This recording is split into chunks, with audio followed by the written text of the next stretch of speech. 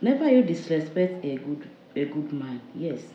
Never you disrespect a good man simply because another man is showing interest on you. Don't do that. I want you to know that a cheap product attracts many customers.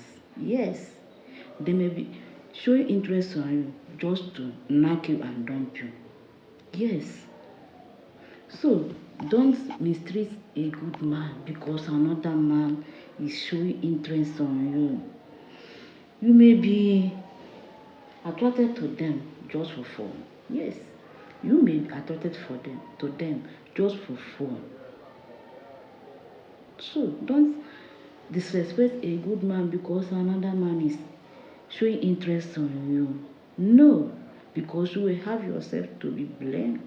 You will have yourself to be blamed if you lose that good man.